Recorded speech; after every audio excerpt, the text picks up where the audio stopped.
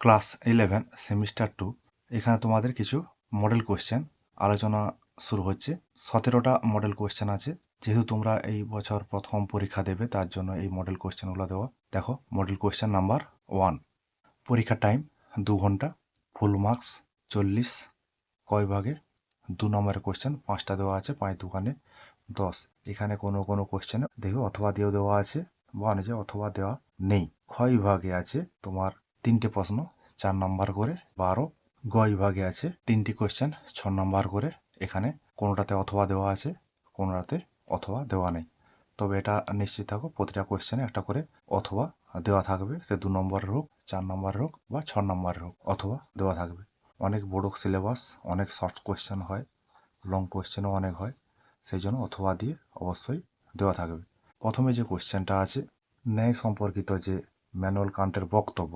Manual Kant ন্যায় সম্পর্কে কি বলেছেন? ম্যানুয়াল কান্টের ন্যায় তত্ত্বটি তোমার নৈতিক ও রাজনৈতিক তত্ত্বের উপর ভিত্তি করে গড়ে উঠেছে। তিনি বলেন সমাজে তখনই ন্যায় গঠিত হবে বা ন্যায় প্রতিষ্ঠিত হবে যখন স্বায়ত্তশাসন, ব্যক্তির স্বাধীনতা ইত্যাদি প্রতিষ্ঠিত হবে, তখনই একটি সমাজে ন্যায় প্রতিষ্ঠিত হতে পারে। এটা গেল তোমার ম্যানুয়াল কান্টের 2 নম্বরের একটি কোশ্চেন। তারপরে আছে অথবা দিয়ে স্বাধীনতা দুটি রক্ষা কবচের নাম লেখো। এইখানে দুটো বলা আছে, লং কোশ্চেনে আমরা আলোচনা করেছি, অনেক আলোচনা করেছি বা এই সংক্রান্ত যে আলোচনা সেটা আলোচনা আমাদের এখানে হয়েছে। এই সংক্রান্ত একটা কোশ্চেনও লং কোশ্চেনও দেওয়া আছে। দেখবে স্বাধীনতা দুটি রক্ষা কবচ। রক্ষা কবচ আইনের অনুশাসন 1 নম্বর, 2 নম্বর ক্ষমতার বিকেন্দ্রীকরণ, 3 নম্বরে ক্ষমতার স্বতন্ত্রীকরণ, নিরপেক্ষ বিচারালয় এবং সবচেয়ে গুরুত্বপূর্ণ সদা জাগ্রত জনগণ। এখানে দুটো লিখতে বলা হয়েছে। এখানে 4টা 5টা বললাম, তবে দুটো লিখবে বা 2 লাইন করে লিখে দিবে। তারপর 2 এর দিকে আছে জাতি ও রাষ্ট্রের মধ্যে দুটি পার্থক্য লেখো।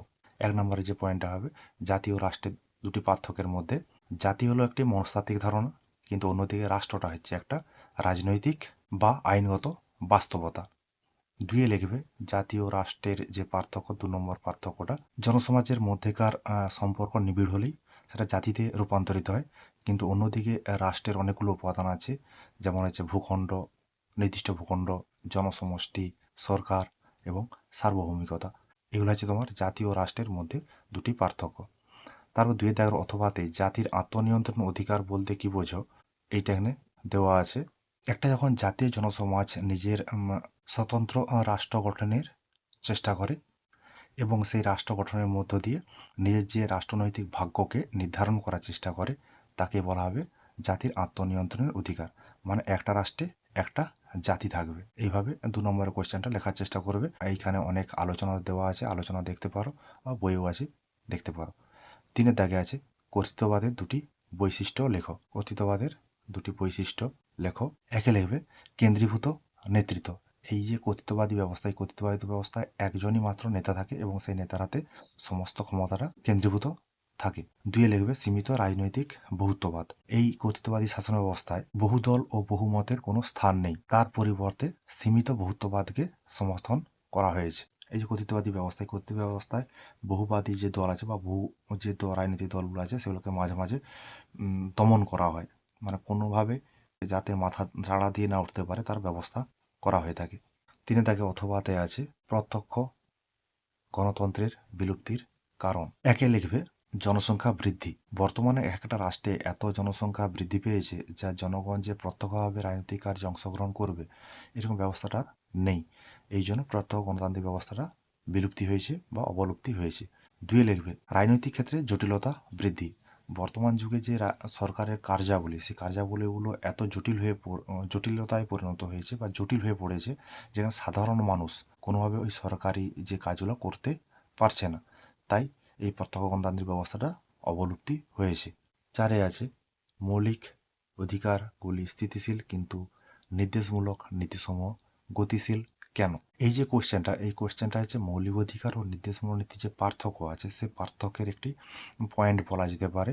মৌলিক অধিকারগুলি যখন লেখা হয়েছিল সেই অবস্থা আর এখন যে অবস্থা একই রকম অবস্থাতে রয়ে গেছে, মানে স্থিতিশীল হয়ে রয়ে গেছে, কিন্তু অন্যদিকে নির্দেশমূলক নীতিগুলো গতিশীল, কারণ এগুলোকে সময় পরিবর্তনের সঙ্গে সঙ্গে বা যুগের পরিবর্তনের সঙ্গে সঙ্গে এগুলো পরিবর্তন করা যায় বা নির্দেশমূলক নীতিগুলোকে পরিবর্তন করা যায়। এই জন্য মৌলিক অধিকারগুলো স্থিতিশীল, নির্দেশমূলক নীতিগুলি গতিশীল। তারপরে 5-এর দাগে আছে নির্বাচন কমিশনের দুটি সীমাবদ্ধতা লেখো। এটা নির্বাচন কমিশনের সীমাবদ্ধ বা নির্বাচন কমিশনের ত্রুটি বা নির্বাচন কমিশনের যে সমালোচনা সেটাও লেখা যেতে পারে। এই যে নির্বাচন সংক্রান্ত দিন ঘোষণা বা নির্বাচনের কবে হবে বা নির্বাচনের ফল ঘোষণা কবে হবে, কোন রাজ্যে কবে ভোট হবে, এই সমস্ত বিষয় কিন্তু অ্যাকচুয়ালি যে প্রধানমন্ত্রী ওই সময় যিনি আছেন বা তার নেতৃত্বে যে মন্ত্রিসভা আছে তারাই কিন্তু প্রকৃতপক্ষে এই দিনগুলো স্থির করে দেন। এখানে নির্বাচন কমিশনের কোনো কর্তৃত্ব বা ক্ষমতা নেই। 2 আছে নির্বাচন কমিশন তার নিজের যে কর্মীর প্রয়োজন নির্বাচনের কাজকর্ম করার জন্য, সেই নির্বাচন কিন্তু নিজে নিয়োগ করতে পারে না। তার জন্য রাষ্ট্রপতি বা রাজ্যপালের উপর নির্ভর করতে হয়। এইগুলো হচ্ছে তোমার নির্বাচন কমিশনের ত্রুটি বা সীমাবদ্ধতা। তারপরে আছে বিভাগ খ, 6-এর দাগ জাতির আত্মনিয়ন্ত্রণের অধিকারের সপক্ষে দুটি যুক্তি দাও। এই যে 6 দাগের কোশ্চেনটা জাতির আত্মনিয়ন্ত্রণ অধিকারের সপক্ষে যুক্তি দাও, এটা 4 নম্বরের জন্য কোশ্চেন। এই 4 নম্বরের জন্য কোশ্চেন আপাতত ভূমিকা এবং উপসংহার মিলে আপাতত 4টা পয়েন্ট দিলে ভালো হয়। এই সংক্রান্ত একটা আলোচনা আমাদের এইখানে হয়েছে, চাইলে তোমরা দেখতে পারো। জাতির আত্মনিয়ন্ত্রণ অধিকার বলতে একটা সহজ কথায় বলা যেতে পারে যে একটা রাষ্ট্রে একটা জাতি থাকলে কি কি সুবিধা পেতে পারে বা কি কি সুবিধা হয়, সেগুলো হচ্ছে জাতির আত্মনিয়ন্ত্রণ অধিকারের সপক্ষে যুক্তি। এখানে কিছু যুক্তির আলোচনা করছি, আলোচনা তো ডিটেলসে না, জাস্ট পয়েন্টগুলো উল্লেখ করছি, সেগুলো ইউজ করতে পারো বা তোমরা বই দেখেও পড়তে পারো। 1-এ লিখবে গণতন্ত্রের সহায়ক, 2-এ লিখবে জাতীয় গুণাবলীর বিকাশের সহায়ক, 3-এ লিখবে বিশ্ব শান্তির সহায়ক, 4-এ লিখবে ব্যক্তি স্বাধীনতা প্রতিষ্ঠা, 5-এ দিবে ন্যায়সঙ্গত। এইভাবে 5টি কি 6টি পয়েন্ট দেবে, ভূমিকা উপসংহার দেবে, দেওয়ার পর কোশ্চেনটা 2 পেজ থেকে 2.5 পেজে মিডিয়াম যে আকার হাতের অক্ষর 2 থেকে 2.5 পেজে লিখে শেষ করার চেষ্টা করবে। এটা হলো তোমার জাতীয় আত্মনিয়ন্ত্রণ অধিকারের সপক্ষে যুক্তি। অথবা দিয়ে বলা আছে জাতীয় জনসমাজ গঠনের উপাদানগুলি আলোচনা করো। জাতীয় জনসমাজ গঠনের যে উপাদান সেটাকে দুটো ভাগে ভাগ করা যায়, একটা হচ্ছে বাহ্যিক উপাদান আর একটা হচ্ছে ভাবগত উপাদান। এই বাহ্যিক উপাদানগুলোকে আবার তোমার 6টি ভাগে ভাগ করা যায়। 1-এ আছে ভৌগোলিক ঐক্য, 2-এ আছে বংশগত ঐক্য, 3-এ আছে ভাষাগত ঐক্য, 4-এ আছে ধর্মীয় ঐক্য, 5-এ আছে রাজনৈতিক ঐক্য, 6-এ আছে অর্থনৈতিক ঐক্য। জাতীয় জনসমাজ গঠনের যে দুটি ভাগ, মূল ভাগ, বাহ্যিক উপাদান এবং হচ্ছে ভাবগত উপাদান, ভাবগত উপাদানটা অবশ্যই লিখবে। সাথে আছে সংবিধানে মৌলিক অধিকার লিপিবদ্ধ করার প্রয়োজনীয়তা উল্লেখ করো। এটাও তোমার 4 নম্বরের জন্য, মানে মৌলিক অধিকারগুলোকে সংবিধানে লিপিবদ্ধ করা হয়েছে, তার কারণগুলা কি কি, বা কারণও পড়তে পারে বা তোমার হচ্ছে প্রয়োজনীয়তাও পড়তে পারে কোশ্চেনটা। এর হচ্ছে 4 থেকে 5টা পয়েন্ট দেবে। 1 নম্বর যে পয়েন্টটা আছে সেই পয়েন্টটা তোমার হচ্ছে এটাই, সংবিধান প্রণেতাদের ইচ্ছা। 2-এ আছে সংখ্যালঘুদের স্বার্থ সংরক্ষণ, 3-এ আছে গণতান্ত্রিক শাসন ব্যবস্থার সঙ্গে সামঞ্জস্যপূর্ণতা, 4-এ আছে জনগণের সচেতনতা বিকাশ। এইভাবে তোমার 4 নম্বরের জন্য 4টা পয়েন্ট ভূমিকা এবং উপসংহার দিয়ে লেখাটা শেষ করবে। তারপরে 8-এর দাগে আছে ভারত সরকার নির্বাচন এপিটিপি সিস্টেম গ্রহণ করেছে কেন। এই ইপিটিপি ব্যবস্থাটা একটা সহজ সরল ব্যবস্থা, এটা 1 নম্বর পয়েন্ট হতে পারে। 2 নম্বর পয়েন্ট হচ্ছে স্বচ্ছতা, এই পদ্ধতিটি একটা স্বচ্ছ পদ্ধতি। 3-এ হতে পারে স্থায়ী সংখ্যাগরিষ্ঠতা, 4-এ হতে পারে স্থিতিশীল সরকার গঠন, 5-এ হতে পারে জনসংযোগ বৃদ্ধি করা, 6-এ হতে পারে ব্যবস্থাটির জনপ্রিয়তা। এইভাবে তোমার হচ্ছে ভারত সরকার তার নির্বাচনে এপিটিপি যে সিস্টেমটা গ্রহণ করেছে তার এগুলো কারণগুলো হতে পারে। 1, 2, 3, 4 করে পয়েন্টগুলো লিখে দেবে। তারপর আছে তোমার নির্বাচন কমিশনের গঠন আলোচনা করো, অথবা দিয়ে দেওয়া আছে যে কোনো একটা কোশ্চেন লিখতে হবে। নির্বাচন কমিশন আমাদের ভারতের সংবিধানে প্রথমে উল্লেখ ছিল না, তবে সেটা পরবর্তীকালে 1993 সালে 3 সংখ্যা বিশিষ্ট একটা নির্বাচন কমিশন গঠন করা হয়েছে। আমাদের ভারতের সংবিধানে পরবর্তীকালে 324-এর 3 নম্বর ধারায় নির্বাচন কমিশনের গঠন সম্পর্কে আলোচনা করা হয়েছে। এইসব বিষয়গুলো লিখে নির্বাচন কমিশনের গঠন সম্পর্কে আলোচনাটা করবে। তারপর আছে তোমার কয়ের বিভাগ 9-এর দাগে ক্ষমতা সন্ধিকরণ নীতির পক্ষে ও বিপক্ষে যুক্তি দাও। মানে ক্ষমতা সন্ধিকরণ নীতিটা হচ্ছে সরকারের যে 3টি বিভাগ, শাসন বিভাগ, আইন বিভাগ, বিচার বিভাগ, এই 3টি বিভাগ যখন নিজ নিজ কাজ করবে, মানে একে অপরের কাজে হস্তক্ষেপ করবে না বা না গলাবে না, এই বিষয়টার উপরে ভিত্তি করে এর খারাপ দিক এবং এর ভালো দিক সেগুলোকে আলোচনা করে লিখতে হবে। এইখানে যেহেতু পক্ষে বিপক্ষে তোমার দেওয়া আছে, তাহলে হচ্ছে 3 6টা পয়েন্ট লিখবে। বা অনেক সময় এটা ক্ষমতা সন্ধিকরণ নীতির পক্ষে যুক্তি দাও থাকে, তাহলে কিন্তু সেখানে পক্ষে যুক্তির জন্য 6টা পয়েন্ট অবশ্যই দিতে হবে, তার সঙ্গে ভূমিকা এবং উপসংহার। তারপরে আছে অথবা দিয়ে সাম্যের বিভিন্ন রূপগুলি আলোচনা করো। সাম্যের যে রূপগুলো আছে, সেই সাম্যের রূপগুলো বিভিন্ন রকমের রূপ হয়, যেমন রাজনৈতিক সাম্য, অর্থনৈতিক সাম্য, লিঙ্গগত সাম্য, আইনগত সাম্য, সার্বিক সাম্য, সাংস্কৃতিক সাম্য। এগুলো হচ্ছে সাম্যের বিভিন্ন রূপ।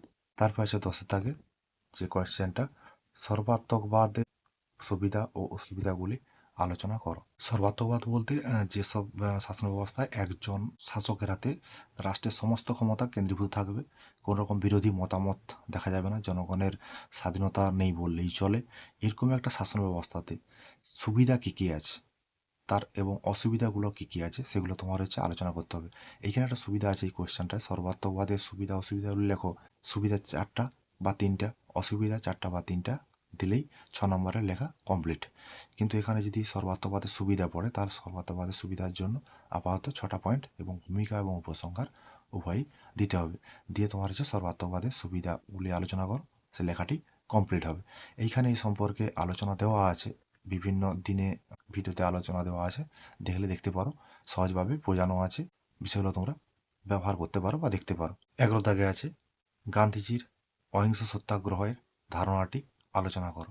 গান্ধী যেসব তোমার আন্দোলন করেছিলেন, অসহযোগ আন্দোলন, আইন অমান্য আন্দোলন, ভারত ছাড়ো আন্দোলন, যে আন্দোলন করেছিলেন, সে আন্দোলনের পিছনে কিভাবে অহিংসা কাজ করেছিল এবং অহিংসার মাধ্যমে তিনি সত্যের কথা বলেছিলেন, সেই বিষয়গুলো তোমার হচ্ছে গান্ধীজির ধারণার যে ব্যাখ্যা কোশ্চেনটা আছে সেখানে তোমাদের আলোচনা করতে হবে। এই সত্যাগ্রহ আন্দোলন যেমন বিভিন্ন রূপ হতে পারে, অসহযোগ করা, আইন অমান্য করা, অনশন করা, পিকেটিং করা, কিন্তু এগুলো সবই হবে তোমার অহিংস পথে। এটা হচ্ছে গান্ধীজির অহিংসা সত্যাগ্রহের ধারণা। এভাবে তোমাকে হচ্ছে আপাতত 2.5 থেকে 3 পেজ লিখতে হবে 6 নম্বরের জন্য। এইখানে এই গান্ধীজির অহিংসা সত্যাগ্রহের ধারণার সঙ্গে আবার তোমার অথবা দিয়ে দেওয়া আছে মৌলানা আবুল কালাম আজাদের শিক্ষা চিন্তা ব্যাখ্যা করো। এটা একটা ভালো কোয়েশ্চেন, 6 নম্বরের জন্য লিখতে পারো। আবুল কালাম আজাদ আমাদের ভারতবর্ষের প্রথম শিক্ষামন্ত্রী ছিলেন, কেন্দ্রীয় শিক্ষামন্ত্রী। তিনি প্রথম ভারতবর্ষে যে শিক্ষার মাধ্যম কী হবে, বাংলা হবে না ইংরেজি হবে, বা আঞ্চলিক ভাষা থাকবে কিনা, বা পাঠ্যক্রম কীরকম হবে, সেই সম্পর্কে তিনি বিস্তারিত আলোচনা করেছেন। এইভাবে তোমার হচ্ছে এখানে বিভাগ ক খ গ এই 3টে বিভাগ করে 40 নম্বরের কোয়েশ্চেন দেওয়া আছে, 2 ঘন্টার জন্য পরীক্ষা। এইভাবে তোমার এখানে মডেল কোয়েশ্চেন 17টা দেওয়া আছে, 17টা মডেল কোয়েশ্চেন পর আলোচনা হবে। দেখবে বিভিন্ন জায়গা থেকে সংগ্রহ করে দেওয়া আছে, দেখবে ভালো লাগলে কমেন্ট করবে। তোমাদের জন্য আমার এই কিঞ্চিত প্রয়াস।